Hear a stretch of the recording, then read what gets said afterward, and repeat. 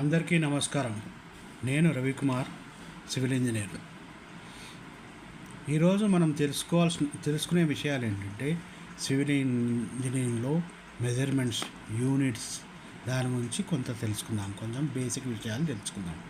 అవి ఏమిటంటే 1 centimetre is equal to 10 మిల్లీమీటర్లు, 1 inch is equal to 2.54 centimetres, 1 feet is equal to 30 centimetres, 1 inch is equal to 2.54 centimetres, 1 yard is equal to 9 square feet, 1 acre is equal to 4840 square feet, 1 గుంట is equal to 120 square yards, 1 acre అంటే 40 గుంటలు, 1 cent అంటే 435.35 square feet, 1 metre cube అంటే 35.32 CFT, 1 square metre అంటే 10.76 square feet, 1 feet అంటే 3.3 feet,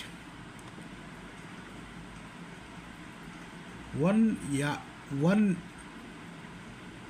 yard is equal to 9 square feet. ఇది ఇంకో విషయం ఏంటంటే ఈరోజు కొంచెం ఎక్స్కవేషన్ గురించి తెలుసుకుందాం.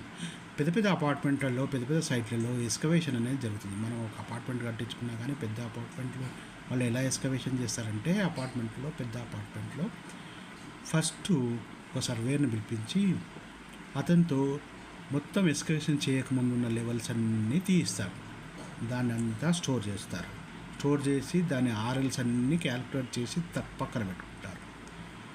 దాని తర్వాత ఎక్స్కవేషన్ అయిపోయిన తర్వాత మళ్ళీ లెవెల్స్ అన్నీ చేయిస్తారు ల్యాండ్ సర్వేయర్తో చేసి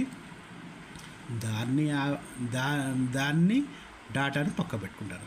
ఆ తర్వాత ఈ టాప్ యావరేజ్ లెవెల్స్ అన్నీ న్యాచురల్ గ్రౌండ్ లెవెల్ ఆర్ఎల్స్ అన్నీ క్యాలిక్యులేట్ చేసి దాని యావరేజ్ క్యాలిక్యులేట్ చేస్తారు.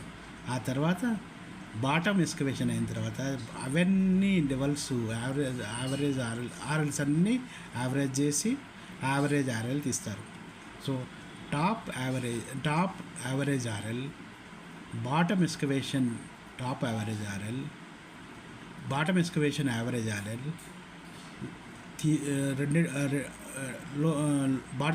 యావరేజ్లోంచి తీసేస్తే వచ్చేది హైట్ ఆఫ్ ఎక్స్కవేషన్. ఈ హైట్ ఆఫ్ ఎక్స్కవేషన్ ఎంత? 12 ఫీట్ల, 14 ఫీట్ల, 15 ఫీట్ల ఎంతనో ఉంటుంది.